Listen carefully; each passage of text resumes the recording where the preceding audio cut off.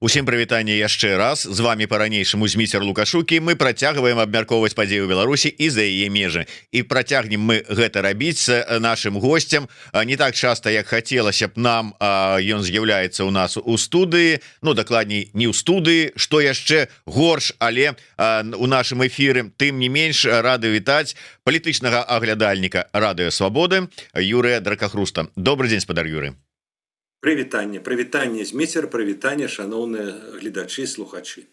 Давайте я адразу ад пачатку, пакуль нас не зацягнуў вір наших размоваў і аналізу і ўсяго астатняга, я параю ўсім, што для мяне вельмі прыемна. Вы маеце магчымасць па-ранейшаму чытаць, глядзець, слухаць спадара Юрыя не толькі, але у яго тэлеграм-канале найперш подписывайтеся, але і на YouTube-канале Радыё Свабоды і на старонках на сайце Радыё Свабоды. Праца працягваецца, нягледзячы на праблемы і труднасці таму і складанасці, таму, калі ласка, заходзьце, глядзіце. Про одну з апошніх гутарак спадара Юрыя, якая выклікала такую вельмі бурлівую рэакцыю, мы таксама пагаворым. Не будем нават называць пакуль што імя таго, чыя гэта рэакцыя была, але усім спадабаецца. Ну і безумоўна, не забывайте подписываться на YouTube канал Еврорады, ставьте свае падабайкі, націскайце на званочак, расшэрвайце, калі для вас гэта бяспечна. Так, спадар Юрый, першае пытанне, якое я хочу з вами абмеркаваць, хоць яно ўжо абмяркоўваецца і віруе 2 тыдні як мінімум у такой актыўнай фазе, але тым не менш. Вось не далей як сёння Франак Вячорка у Фейсбуку выклаў допіс, які пачынаецца з такіх словаў. Уся гэтая дыскусія пра перамовы ВС ціск досыць штучная. Гэтаксама, як і шкодны падзел на радыкальных і памяркоўных. Нічога карыснага, акрамя нейкіх разборак і крыўдаў, яна не дае. Гавораць пра адно і тое ж рознымі словамі. Про одно і тое ж ці не, усё ж таки гавораць тыя, хто спрачаецца на тэму ціск ці перамовы, ці перамовы праз ціск, ці яшчэ там розныя ўжо прыдумляюць варыянты. Вот ваша пазіцыя па гэтым пытанні. Не, ну, ведаеце, я думаю, што ўсё ж таки гэта рэальная палітычная дыскусія, гэта рэальныя супярэчнасці. Я разумею, чаму Франак піша тое, што ён піша. Ён не хоча, каб этот раскол паглыбляўся, каб канфлікт палітычны узмацняўся, але ён рэальнасць. Ён рэальнасць, ёсць розныя падыходы, і тут падыходы не ў словах, а у выбары, скажем, мэтаў і метадаў дасягнення гэтых мэтаў. Той, як бы, лягер, якой прадстаўляе сам Франак, гэта лягер, які лічыць, што трэба дзейнічаць ціскам, трэба ціснуць на беларускі рэжым, і ў выніку як бы атрымаецца ад яго вельмі шмат чаго дамагчыся. Другі лягер лічыць, што трэба дзейнічаць шляхам перамоваў, шляхам дыпламатыі, шляхам кампрамісаў. В этом сэнсе, скажем, бок, які прадстаўляе Франак, ён пра кампрамісы неяк ввогуле маўчыць. Ён хоча дамагчыся, калі не ўсяго, то вельмі многага.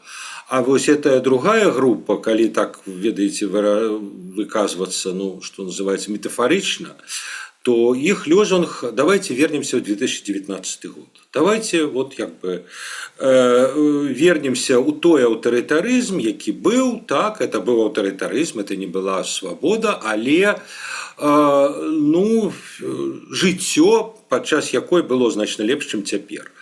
І это фундаментальны, я б сказаў, такі падзел, раскол. І варта сказаць, што бакі і на міжнародных пляцоўках, ну, фактычна дзейнічаюць адзін супраць аднаго. Вось. І таму, ну, я яшчэ раз кажу, я разумею Франака. Франак палітык, і ён як бы хоча ну, пэўнага паразумення з другім бокам, хаця ён разумее, што это менавіта другі бок. Ваша пазіцыя і ваше бачанне як палітычнага аналітыка ўсёй гэтай сітуацыі, усё ж таки які бок, ну я не буду пытацца на якім баку вы стаіце, але я спытаюся інакш, які бок на ваш пункт гледжання мае больш шансаў атрымаць нейкія пазітыўныя вынікі? Ведаеце, я напэўна спачатку адкажу на то пытанне, которое вы не задалі.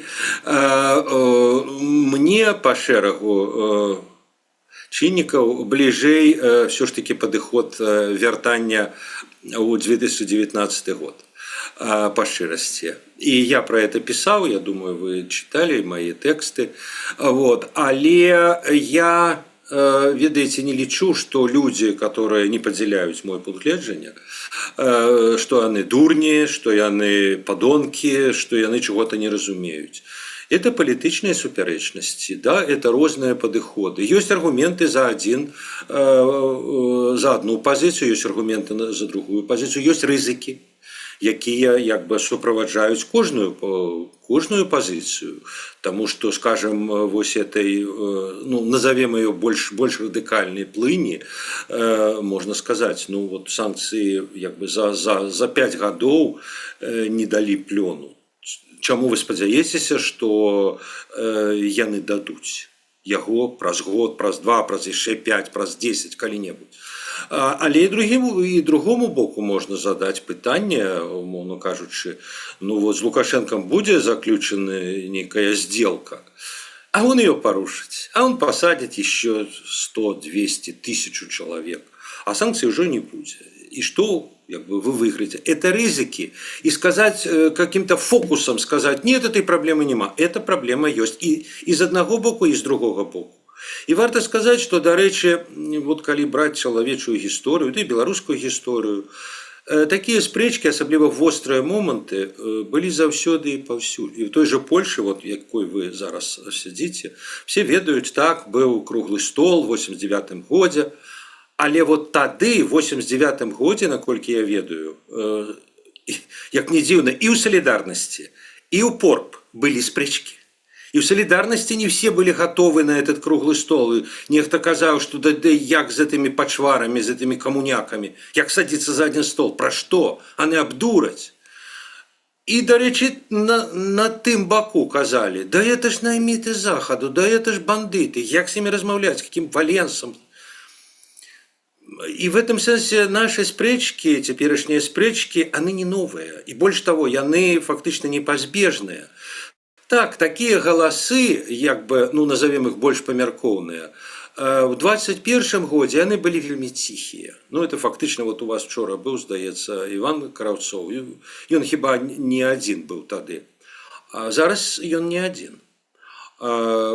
І таму, як бы, ну да, ну вот у беларускам грамадстве ёсць такая спрэчка. Чым яна вырашыцца, як яна вырашыцца, цяжка сказаць, тым больш, што мы бачым, што гэты падзел унутры беларускага, ну, скажем так, дэмакратычных сілаў, беларускага грамадства, скажем, пратэснай частцы грамадства, ён адпавядае падзелу ўнутры Захаду. Ёсць пазіцыя Еўропы, которая пакуль, прынамсі, выглядае непахіснай. Так, санкции, ціск, непризнание, ну, за выключением там Угоршины, Словаччины, ну, в целом позиции Еврозвяза. И позиция Злученых Штатов Трампа, якая кажа, ну, сделка. Спробуем зрабіць сделку. Атрымаецца, не атрымаецца, іншая справа. Но как бы философия такая, что мы рыхтуем сделку. Ось вы прыгадалі гістарычны прыклад салідарнасці, Валенса, круглы стол. Можна, конечно, трошку прыгадваць гісторыю, але адрозненне ў тым, што садзіцца за круглы стол з прадстаўнікамі любымі дэмакратычных сілаў Лукашенко ці яго атачэнне не плануюць. Мы калі і размаўляем пра нейкія перамовы, то толькі на ўзроўні, што а вот мы пойдзем і пра гэтыя перамовы перамовы расскажем сваім заходнім партнёрам. І троху вот как бы все-таки ситуация такая двусэнсоўная атрымліваецца, не? Я згодны з вами, зразумела, но як бы аднолькавых сітуацый ввогуле не бывае у свеце. Але, дарэчы, у 89-м годзе гэта мы ведаем, ну, як бы это было публічна, все бачылі круглы стол, але справа ў тым, што тады на Польшчу былі накладзеныя санкцыі. І я думаю, просто про это менш вядома, што нейкія перамовы, магчыма, ў трохкутніку салідарнасць Ярузельскі захад, размовы таксама былі. Былі умовы зняцця санкцыяў. Так, захад быў як бы тут трэцім. Вот, да, в Беларуси цяпер ситуация такая, что размаўляют фактично Захад и Лукашенко. Ну так, и в этом смысле можно сказать, что довольно дивные эти спрэчки белорусские про то, что вы абмяркоўваеце заходнюю политику, так ее Захад вызначае, а не вы. Вы абмяркоўваеце тое, што ад вас па сутнасці не залежыць. Але ведаеце, я бы сказал так, что насамрэч вот такая спрэчка, это все ж таки спрэчка про Беларусь, про беларускія дылемы и проблемы. И яна не только про тое, вот, на что готовы Захад, на что не готовы Захад, яна про шляхи грамадства. Ну, так сказать, так спрошчана кажучы, что трэба ісці да нейкага паразумення, да нейкага прымірэння, да нейкага паляпшэння цяперашняй сістэмы, але не ставячы за мэту, ну, прынамсі, хуткую яе трансфармацыю дэмакратычную, і іншым падыходам, паводле якога трэба дамагацца тых мэтаў, якія ставіў перад сабой 20-й год. Якія ў 20-м годзе былі, вот яны зараз і застаюцца, гэтыя мэты.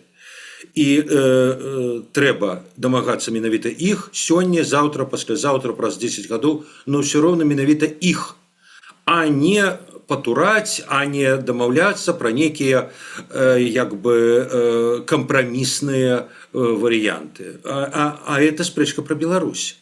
Это спрэчка ўжо не столькі пра там, што скажа Трамп, ці што скажа Макрон, ці Мерц. Ось вы прыгадалі Івана Краўцова, і ён таксама падчас нашай учорашняй размовы прыгадаў тую размову 21-го года, калі ён мне казаў про тое, што некалі нам ўсё адно давядзецца казаць пра перамовы, пра нейкае пагадненне дзеля вызвалення палітвязняў і дзеля ўсё ж таки нейкае там выцягненне Беларусі і грамадства беларуска з гэтага віру рэпрэсіўнага, які ён патрапіў пасля 20-го года.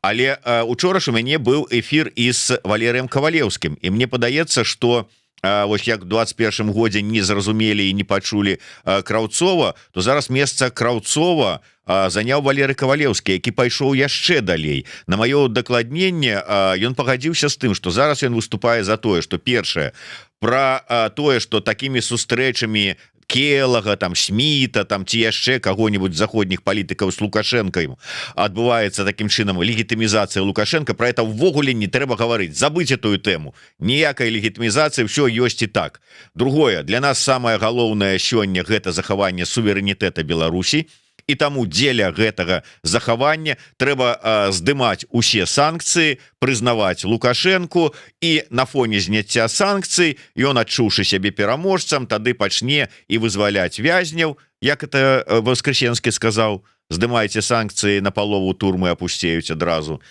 і пойдзе нейкая там лібералізацыя і гэтак далей. Ну, здавалася, можа быць, сапраўды мы пакуль не разумеем Кавалеўскага, але першае ўражанне, але ці не здрада гэта? Чаму? Справа ў тым, што я яшчэ раз могу паўтарыць, беларускае грамадства рознае. У беларускім грамадстве розныя людзі, розныя часткі грамадства, скажем так, велізарныя, зрабілі розныя высновы з 20-го году. Ну, это, ведаеце, вот як мы з вами у школе, ну, вы, можа, не вучылі гэта, а вот я памятаю у курсе КПСС пасля рэвалюцыі 5-го году Плеханов сказаў, што не трэба брацца за зброю, а Ленин сказаў, што трэба, але яшчэ больш рашуча. Ну, вот это падобная спрэчка.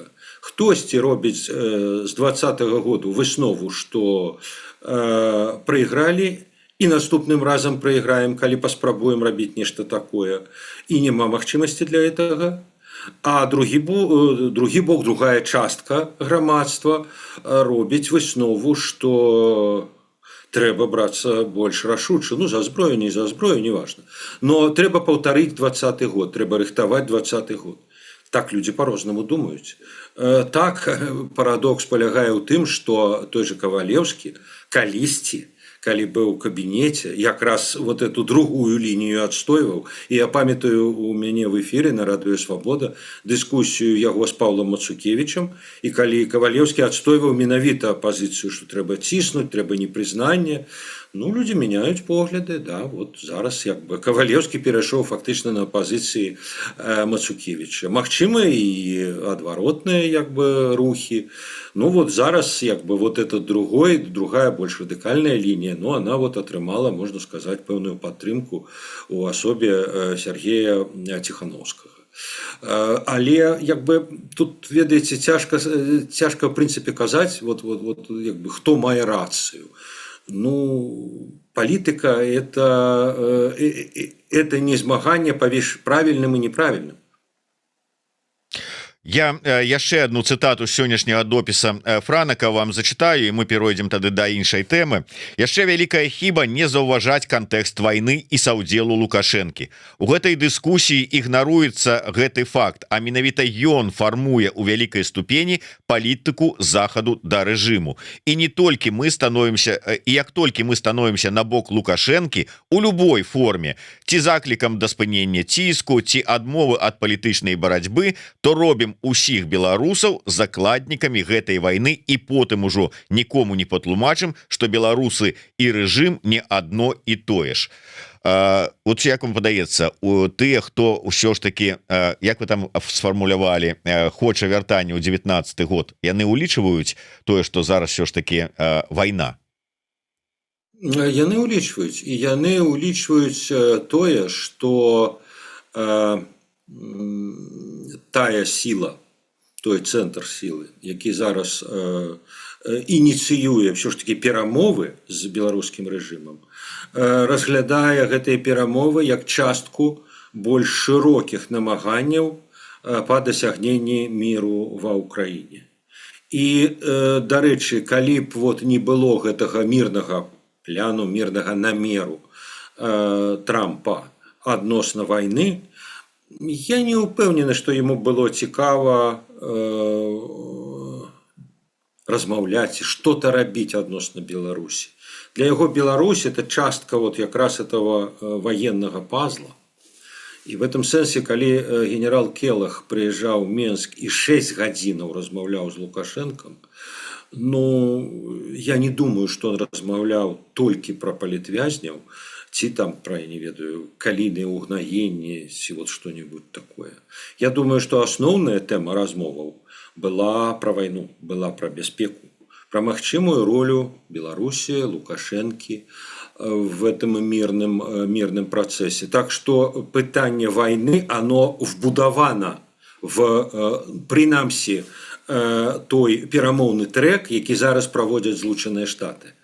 І сказаць, што як бы хтосьці не ўлічвае, ну, можа быць, скажем, Іван Кравцоў не ўлічвае. А Трамп, думаю, ўлічвае. І як я сказаў, для его Беларусь, беларуская как бы, проблема – это частка больш широкой проблемы. Якраз связанной с войной. Понятно, что как бы вырашэнне проблемы войны для его значно больш важное, чем Беларусь и тым больш беларускія палітвязні. Ну добра, з тэмай ціск ці перамовы мы больш-менш как бы вызначыліся і далі адказы, але тэма палітвязняў усё ж такі размова про тое, что для чаго гэты ці ціск ці перамовы, это ж усё для вызвалення палітвязняў, у гэты бок усё скіраванае, і мы чуем словы про тое, что трэба вызваляць усіх, тому что вызваляць і плюс яшчэ дамагацца спынення рэпрэсій, бо па-першае будзе тут часткамі вызваляць, выгандлёўваючы сабе невядома што і колькі іх вызваліць па выніку невядома, а захоўваючы рэпрэсіі, то месца вызваленых імгненна займуць новыя, што ў прынцыпе і адбываецца, нават больш затрымліваюць, чым вызваляюць. Што з гэтым рабіць? Якая ваша пазіцыя, якое ваше бачанне? Ну, ведаеце, маё бачанне такое, што у нас ёсць прэцэдэнты. Прынамсі, прэцэдэнт двух раундаў нармалізацыі. 2008-2010 і 2015-2020 год. Тады вяліся перамовы. Тады рэжым таксама да пэўнага этапу кагосьці вызваляў, але пэўная колькасць людзей заставалася за кратамі. Таксама інтэнсіўнасць рэпрэсіяў не падала, але потым былі заключены сделкі. Прынамсі, вот в 2015 годзе, самае, так сказать, апошняе. В 2015 годзе былі вызвалены все палітвязні. І потым у 2015 годзе былі прыпыненыя все санкцыі. В 2016 годзе, прынамсі, еўрапейскія санкцыі все былі скасаваныя. То есть, вот как бы сделка прайшла так, все на все. І я, дарэчы, памятаю, мне Олег Гулаг, нябожчык, царство небеснае, ему распавядаў пра сваю размову ў 2015 годзе з МУС. І МУС ему казаў: Олег, дай полный спис, вот кого вы лічыце палітвязнями, полный спис, калі ласка.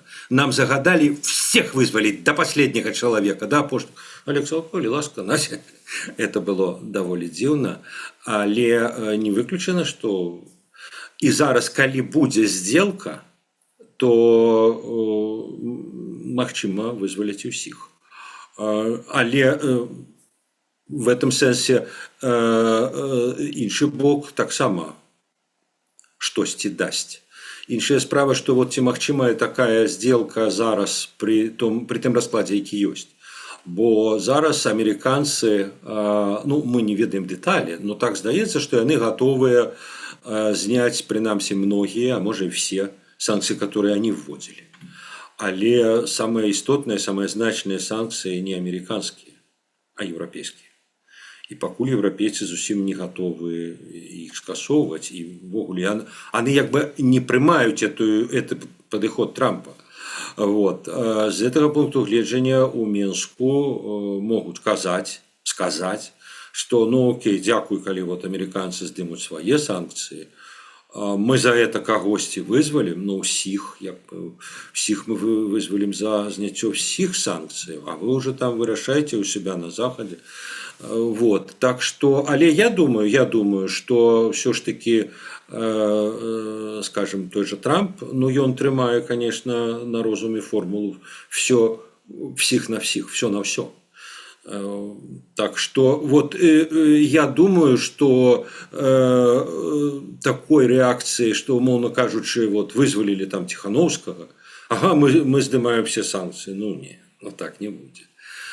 Нейкі крок могуць зрабіць. Ну, добра, дзякуй, што вы вызвалілі Тихановскага. Мы зробім нейкі крок. Это магчыма. Зняццё каких-то санкцый, ці какой-то сімвалічны крок, ці ввогуле крок ввогуле в другім вымярэнні. Умоўна кажучы, там пашырэнне персанала амбасады у Мінску. Зараз фактычна амерыканская амбасада не працуе. Ну вот, добра, мы вот такой крок робім. Магчымае, я кажу, магчымае пэўнае змягчэнне. Вот вы зрабілі частковы крок, умоўна кажучы, з Тихановскім. Мы зробім частковы крок з санкцыямі, но частковы. То есть я себе не уявляю и не думаю, что будет так, что Трамп, ну все, раз Тихановского вызволили, ввек санкции. Ну, он в червені подписал, до речі, протяг санкций на год. Так, коли сделка будет заключенная, но большая сделка, по сутности все на все, да, тогда он может пасти на яе.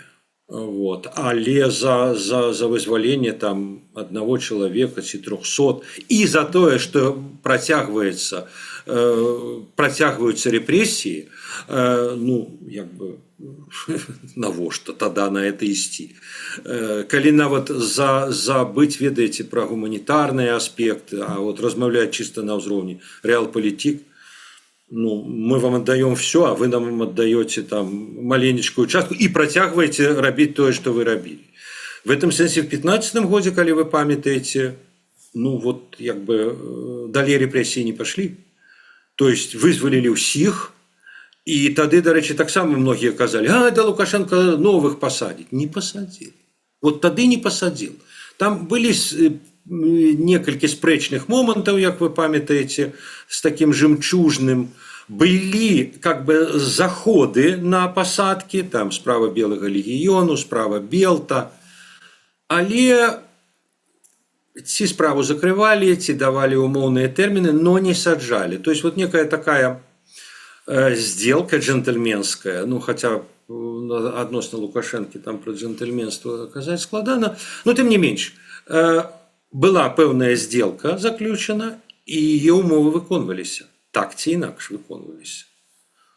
Добрая гісторыя про Гулака. Іншая справа, что па-першае, палітвязняў тады было, я дакладна не памятаю лічбу, 5 ці 7 чалавек, там Статкевич, той же самы Беляцкі, яшчэ пэўная колькасць людзей, і как бы 5-7 чалавек гэта не амаль 1300 афіцыйна прызнаных, якія яшчэ ёсць сёння. Па-другое, ну, і 5-6 было уже в 15-м годзе, тому что у 10-м іх былі десяткі. Ну так, ну все одно размова не про сотні і тысячи, па-першае, па-другое, мы прынамсі ведалі усіх асуджаных. Былі адкрытыя суды, былі рашэнні, былі прызнанні палітвязнямі, праваабаронцаў і гэтак далей. Зараз мы маем іншую сітуацыю, асабліва апошні час, вось, но свежыя пасадкі запалоханыя до такой ступені, што людзі і сваякі баяцца паведамляць пра с аднаго боку, з другого боку пра шэраг, вялікую колькасць затрыманняў. Мы просто так і не даведваемся, калі толькі выпадкова, і якая колькасць насамрэч палітвязняў, да, і можна, конечно, як Тацяна Хоміч сказаць, ну так паглядзіце, колькасць палітвязняў зменшылася же, яна сапраўды зменшылася ў параўнанні там з тым, што было там паўгады, год таму, ужо не 1500, не 1700, а 1300 с аднаго боку, з другого боку, нездарма ж яны перасталі раптоўна свае гэтыя так званыя відэо паказваць на фоне дзвярэй і ўсё астатняе, і суды закрытыя, і інфармацыі ніякай, і ціск на сваякоў. Яны для гэтага і робяць. Нават калі б зараз у Гулака там ці не ў Гулака спыталі, дай нам поўны спіс, каго вы лічыце, то наўрад ці праваабаронцы змаглі даць гэты спіс з аднаго боку, з другого боку, все-таки колькасць вялікая, атрымаецца вот зараз усіх на ўсё памяняць. Ну, ведаеце, по-другому пытанне, думаю так.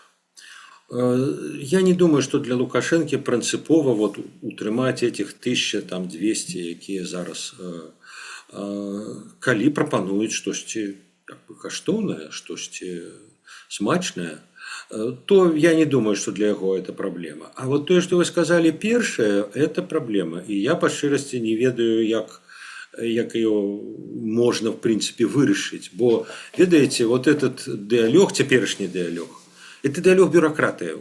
Это дыялог бюрократыі беларускай і бюрократыі, ну, зараз американской.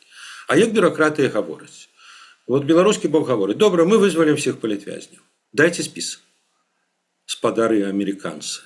Кого вы лічыце палітвязнями? Американцы говорят: ну, как бы тых, кого пераследуюць за палітычныя. На что беларускі бок говорить: у нас нікога не пераследуюць. У нас в нашем разумении палітвязняў у нас нема. У нас есть политвязни в вашем разумении. Назовите спіс, дайте спіс. Ну вот звярніцеся да праваабаронцаў. Добра, праваабаронцы прадстаўляюць той спіс, который они ведаюць. Тады хтосьці, вот, напрыклад, Зміцер Лукашук гаворыць, так там яшчэ ёсць вот як бы людзі, якія не паведамляюць. Муз беларускі гаворыць спіс, дайте спіс. Ну, у нас вот список. Ну, тогда что вы от нас хотите? Чтобы мы капитулировали? Чтобы мы признали, что у нас есть политвязь? А мы не признаем это и не признаем николи. Мы признаем, что нам потребна послуга, как бы соступка, компромисс с Заходом. Окей, мы готовы. Дайте спис. Мы заключим сделку по списе, а не по размовах, а вот хтосьці там боится и... От кого мы атрымаем информацию про тых, кто боится? Ну, я разумею, я зараз вот как бы адыгрываю ролю Тэртэля, но я думаю, что они менавіта так и размаўляюць, и Тэртэль, и Лукашенко. Кажа, дайте спіс, мы вызволим, кого вы хотите, калі будуць достойныя прапановы. Вот, калі будут годныя прапановы. Мы вызволим, але вот як бы признавать, что мы там диктатура, что мы вот, значит, пераследуем за политику, нет, мы так не лічым, мы так не глядзім на себе. Они будуць глядзець, ну, это калі, так сказать, калі адбудзецца капітуляцыя рэжыму, калі рэжым просто абрынецца. Тады, да, тады як бы будзе ясна, хто палітвязні. Но он пакуль не абрынаецца, вот як не заўважна, чтобы он абрынаўся. Дарэчы, можа быть, я трошку ў бок, але таксама была дыскусія на фоне заявы Трампа про тое, что ён зробіць важную заяву. Ну, уже тут можно, конечно, троху там і у вуз посмяяться з гэтых важных заяваў Трампа, абвешчаных, потым не вельмі пачутых, альбо там про чарговыя 2 тыдні, якія ён дае на адумацца. Тым не менш выглядае на тое, что каханне да Пуціна ў яго прайшло. І калі, як написала Роза Торарбекова, перамовам паміж Вашынгтонам і Масквой кранты.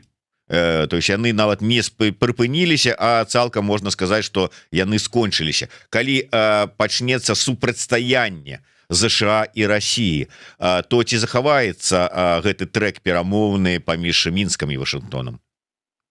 Ну, ведаеце, я бы па шчырасці вот быў сціплым на заявы тому кранты, гэтаму кранты, перамовам кранты, Лукашенко кранты. Лукашенко уже 30 гадоў, по-моему, кранты, на думку некаторых, ну вот неяк жыве. Так і з перамовамі. Трамп гандляр і ніколі не хаваў, і кніжку напісаў пра мастацтва сделак. Зараз ён як бы зубы паказаў Пуціну, вот подвысил дапамогу Украине. Не выключено, что Путин скажет, окей, я зразумеў, как бы сигнал приняты, и как бы атаки спыняцца, ці припыняцца, ці ён пойдзе на другі раунд как бы этих перамоваў. Для Трампа гэта гандаль, гэта тактика гандлёвая, а не вот як бы линия, на которую он вот лег, встал и будзе як цягнік, пакуль тупик не упреться. Ён еще может 10 разоў скажет, да, не, ну я в Путине цалкам расчаровался, а потом скажет, да нет, ну он же разумеет, так сказать, я ему послал послание, так сказать, дал там колькі супрацьракетных комплексов, ну разумеў, зрабіў кроки, и вот так мы пойдем до мира. Вот такой его подыход. Я згодны з тым, што калі сапраўды так істотна закрыецца, калі раптам сапраўды вот перамовы спыняцца, и Трамп скажет, нет, все, мне не цікава эта война, хай яны там сами разбираются, хай европейцы разбираются. Вот. А тады так, тады як бы весь вот этот перамоўны трэк Менску з Вашынгтонам, ён як бы правісне. И нават калі он будзе мець нейкія поспехи у Москве, то на это, так сказать, в Москве, дарэчы, на это и так глядяць, я думаю, что называется, с прищуром. То есть Лукашенко-то як тлумачыць? Так вы ж сами с американцами размаўляете. Вы размаўляете, вы ездите, вы говорите. Ну и я тут тихенько, так сказать, на своем маленечкім клочку земли тоже крышечку зімі размаўляю. А калі, умоўно кажучы, американцы и расейцы войдуць зноў клінч, Ну, тады в Москве скажуць Шаргоч хопіць, все, спыніў. Мы спынілі, і вы спыніце. І, дарэчы, пра тое, што в Москве так глядзяць, што называецца, з прищурам, вот для мяне, ну, я разумею, это такія, ведаеце, візантыйскія рытуалы, но вот глядзіце, адбылася сустрэча з Келагам, потом адбыўся саміт Еўразійскага саюза ў Менску.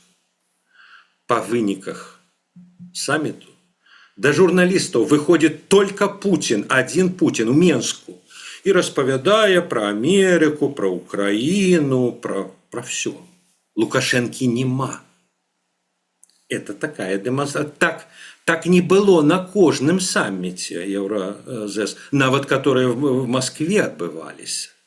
Вот я памятаю, был некая белорусско-российская сустрэча, и Лукашенко, и Путин вышел с Лукашенком, и там тлумачил про Орешник, про іншее.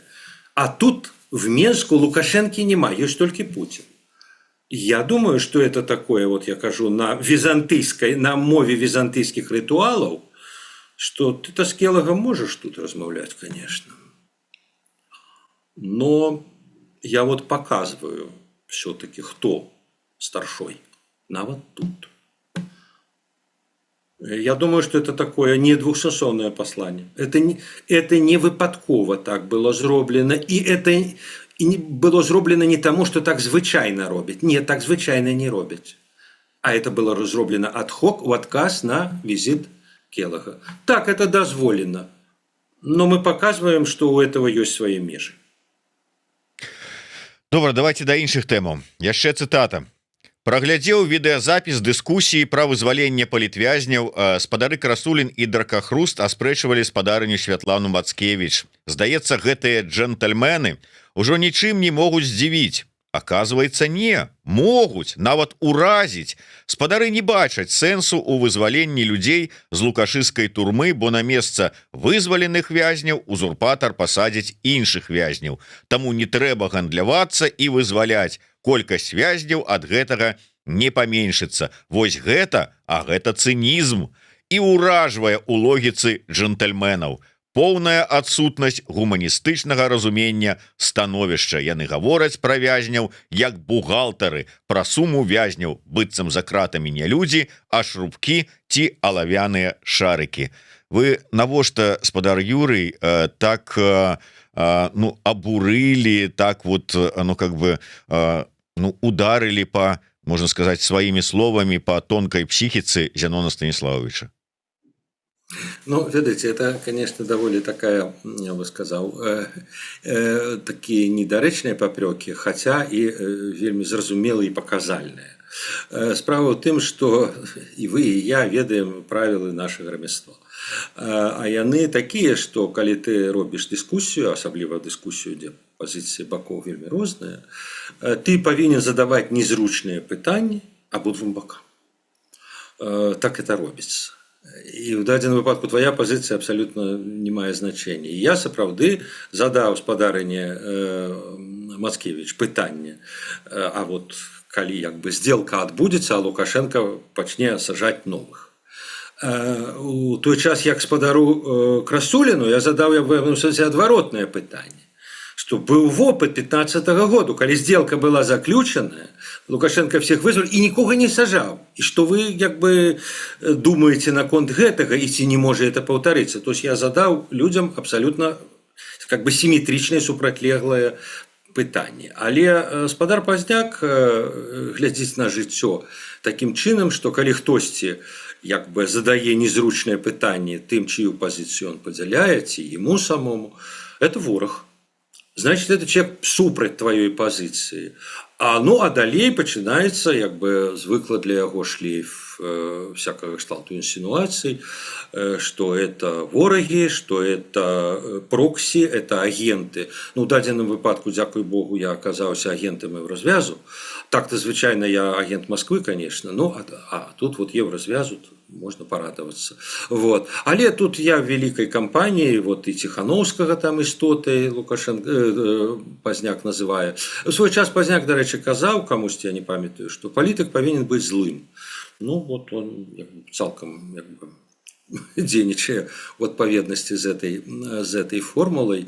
Вот. Ну ён такі чалавек, але я кажу, это даволі такая даволі смешная па сутнасці сітуацыя, паколькі як бы такое ўражанне, што у яго уяўленне пра журналіста як пра салдата партыі, той ці іншы, неважна.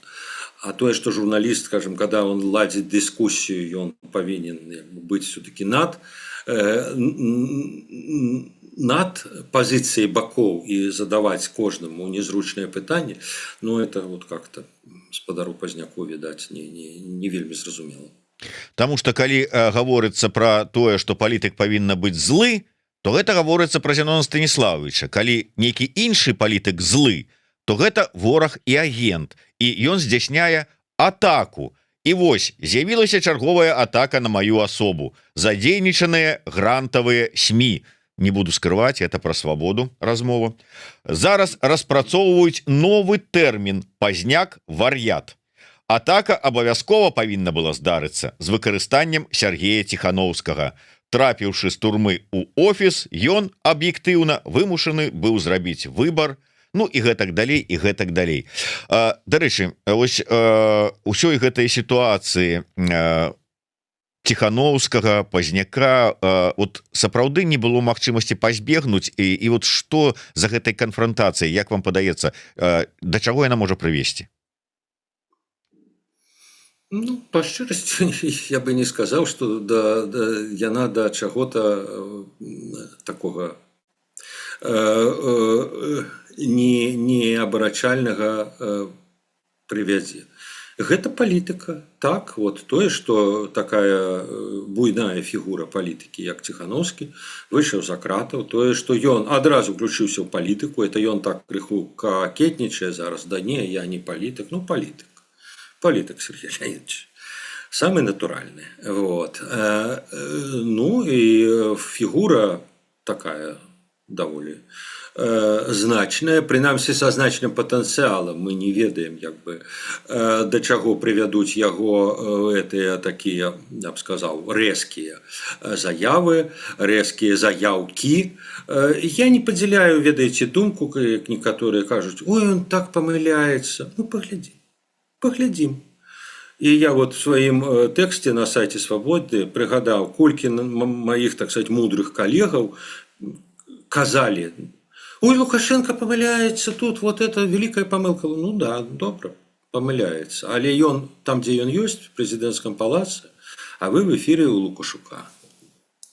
Вот, со своими ведами. Так и про Тихановского. Давайте не спешаться на им ставить крыш. Вот. И я бы сказал так, что такая агрессивная реакция Пазняка, там, истотой называть, там, ну, это признание.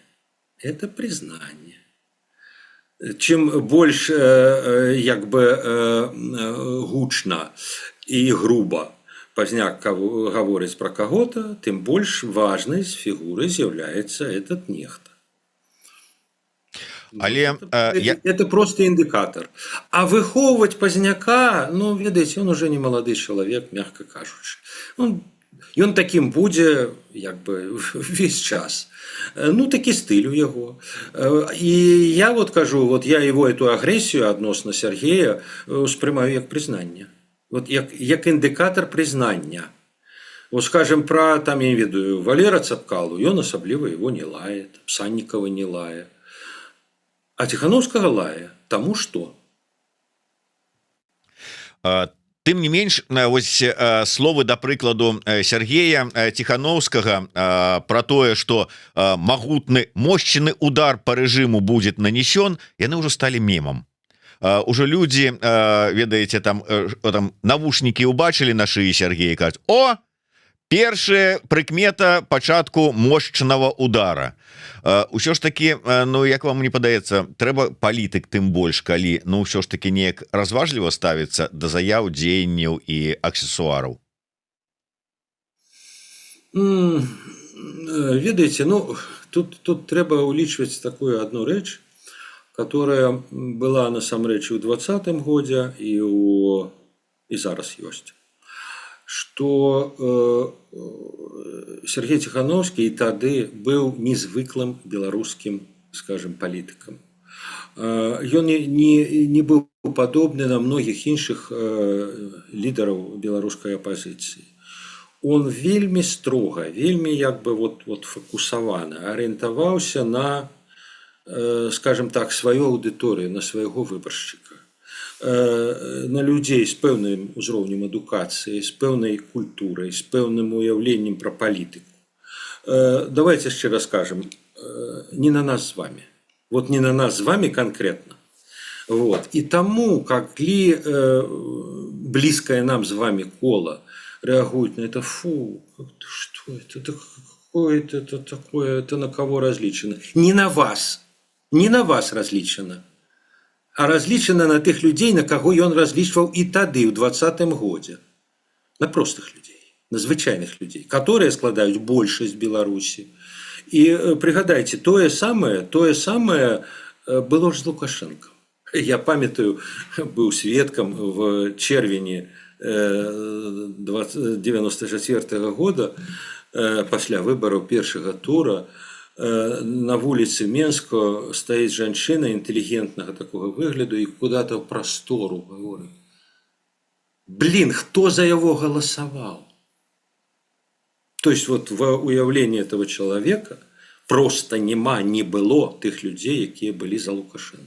Они были в природе, в Беларуси они были. И теперь, магчыма, Сергей апеллюет до тех же людей, яким вот эти вот мемчики, там, стёпчики. Ребята, ну стебайтесь, коли ласка.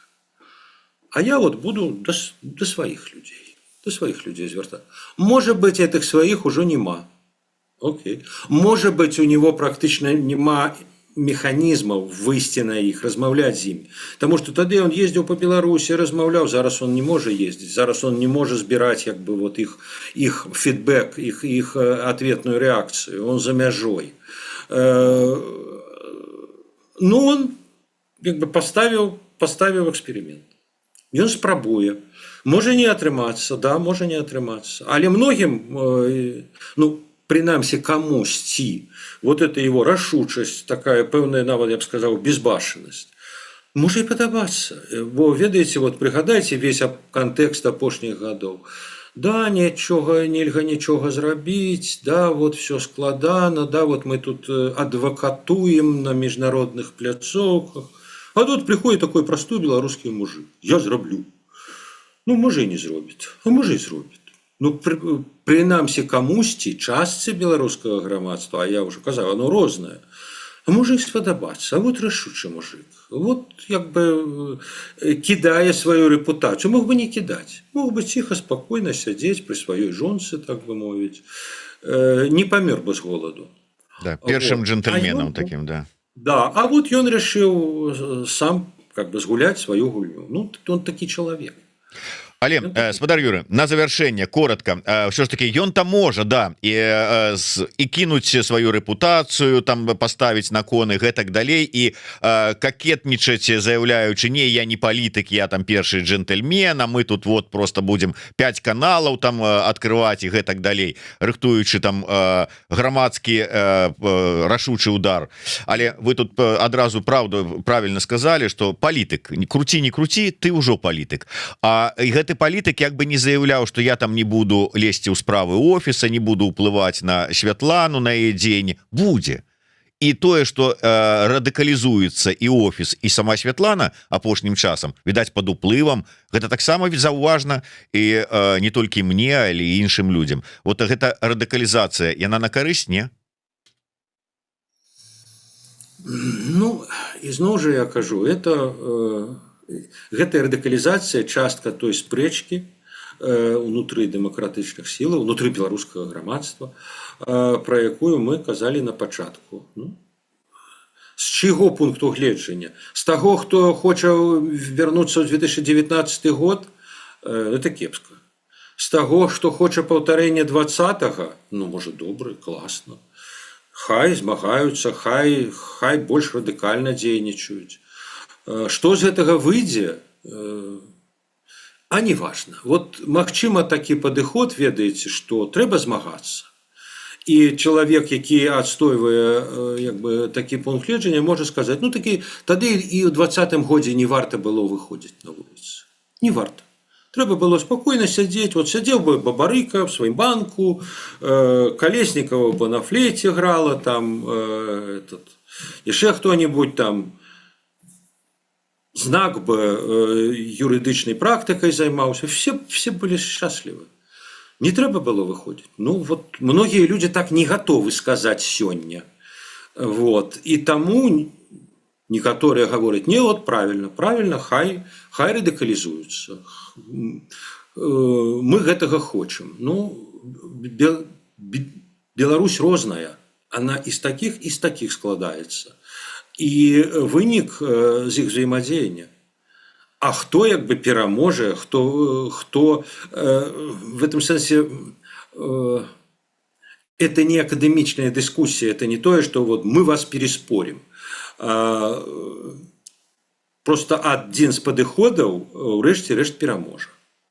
А можа і як бы абодва застануцца яшчэ доўгі час. Дзякуй вялікі.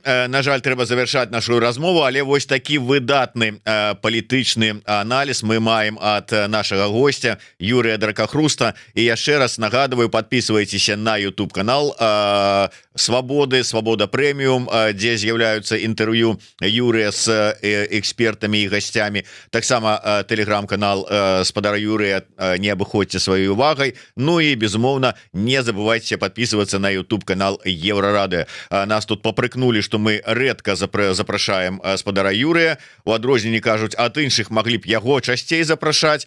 Будем імкнуцца. Усё ж таки спадар Юрый таксама чалавек заняты, але я заўсёды рады яго бачыць. Так что до сустрэчы, подписывайтеся. Жыве Беларусь.